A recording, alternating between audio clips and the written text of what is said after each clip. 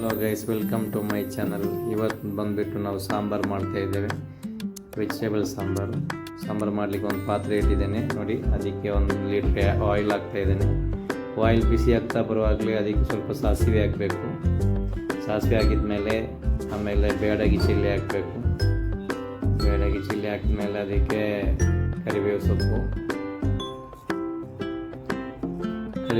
ಹಾಕಿದ ಮೇಲೆ ಸ್ವಲ್ಪ ಈರುಳ್ಳಿ ಮತ್ತು ಕಾಯಿ ಮೆಣಸು ಹಾಕಿಬಿಟ್ಟು ಚೆನ್ನಾಗಿ ಮಿಕ್ಸ್ ಮಾಡಬೇಕು. ಚೆನ್ನಾಗಿ ಮಿಕ್ಸ್ ಮಾಡಿದ ಫ್ರೈ ಆಗ್ತಾ ಬರುವಾಗಲೇ ನಾವು ಅದಕ್ಕೆ ಸಾಂಬಾರಿಗೋಸ್ಕರ ಕಟ್ ಮಾಡಿಟ್ಟಿದ್ದೇವೆ. ಸ್ವಲ್ಪ ವೆಜಿಟೇಬಲ್ ಕಟ್ ಮಾಡಿಟ್ಟಿದ್ದೇವೆ, ಕಟ್ ಮಾಡಿ ವಾಶ್ ಮಾಡಿಟ್ಟಿದ್ದೇವೆ. ಅದನ್ನು ಕೂಡ ಇದಕ್ಕೆ ಹಾಕಬೇಕು.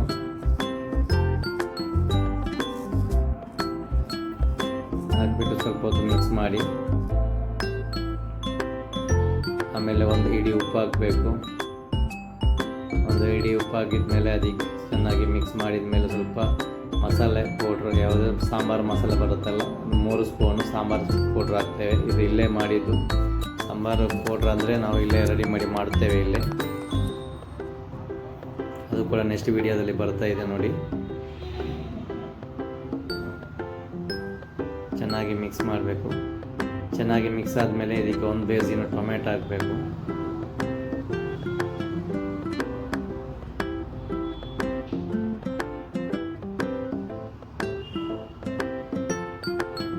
ಟೊಮೆಟೊ ಹಾಕಿಬಿಟ್ಟು ಚೆನ್ನಾಗಿ ಮಿಕ್ಸ್ ಮಾಡಿ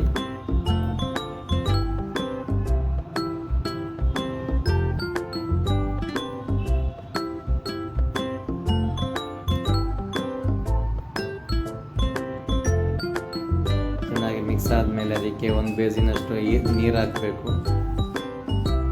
ಇವಾಗ ವೆಜಿಟೇಬಲ್ ಎಲ್ಲ ಬಾಯ್ಲ್ ಆಗಬೇಕಲ್ಲ, ಅದಕ್ಕೋಸ್ಕರ 1 ಬೇಸಿನಷ್ಟು ನೀರು ಹಾಕ್ತದೆ ನೋಡಿ.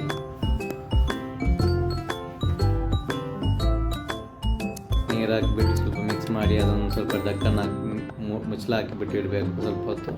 ಮುಚ್ಚಳ ತೆಗೆದ ಮೇಲೆ ನೋಡಿದಾಗ ಇವಾಗ ಒಂದು 10 ನಿಮಿಷ ಆದಮೇಲೆ ಸ್ವಲ್ಪ ಚೆನ್ನಾಗಿ ಕುದೀತಾ ಇದೆ. ಆವಾಗ ನಾವು ಬೆಂಡೆಕಾಯಿ ಯಾಕೆಂದರೆ ಒಂದು 70% ನಾವು ಇವಾಗ ವೆಜಿಟೇಬಲ್ ಎಲ್ಲ ಬಾಯ್ಲ್ ಆದ ಟೈಮಲ್ಲಿ ಬೆಂಡೆಕಾಯಿ ಹಾಕ್ತಾ ಇದ್ದೇವೆ. ಯಾಕಂದರೆ ಬೆಂಡೆಕಾಯಿ ಜಾಸ್ತಿ ಬೆಂದೋದರೆ ಒಡೆದೋಗುತ್ತೆ.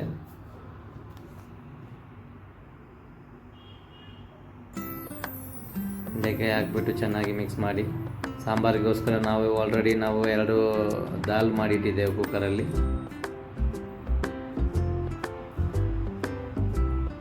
ಆಮೇಲೆ ಢಕ್ಕನ್ ಹಾಕಿ ಸ್ವಲ್ಪ ಹೊತ್ತಿದ ಮೇಲೆ ಎಲ್ಲ ಕುದಿ ಬಂದ ಮೇಲೆ ನಾವು ಇವಾಗ ದಾಲ್ ಹಾಕ್ತಾ ಇದ್ದೇವೆ ನೋಡಿ. 2 ಬೇಸಿನಷ್ಟು ದಾಲ್ ಹಾಕ್ತಾ ಇದ್ದೇವೆ.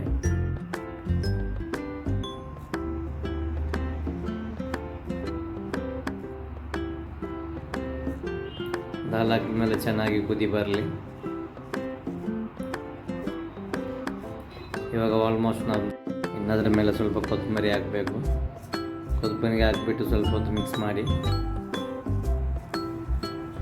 ಬಿಟ್ಟಿದ್ದೀವಿ. ಇವಾಗ ನಿಂಬೆ ಸಾಂಬಾರು ಬಂದುಬಿಟ್ಟು ಇಡ್ಲಿಗೆ ಯೂಸ್ ಮಾಡ್ಬೋದು, ದೋಸೆಗೆ ಯೂಸ್ ಮಾಡ್ಬೋದು. ನೀವಾಗ ಇಡ್ಲಿ ತಗೊಂಡಿದ್ದೇನೆ ನೋಡಿ ಟೇಸ್ಟ್ ಮಾಡಲಿಕ್ಕೆ. ಇದೇ ಥರ ನಿಮ್ಮ ಮನೆಯಲ್ಲಿ ಕೂಡ ಟ್ರೈ ಮಾಡಿ. ಹೋಟೆಲ್ ರೀತಿಯಲ್ಲಿ ಸಾಂಬಾರು ಆಗಿರುತ್ತೆ ಇದು.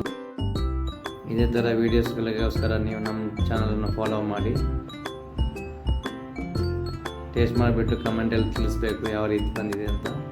ಲೈಕ್ ಮಾಡಲಿಕ್ಕೆ ಮರಿಬೇಡಿ. ಇದೇ ಥರ ನೆಕ್ಸ್ಟ್ ವಿಡಿಯೋ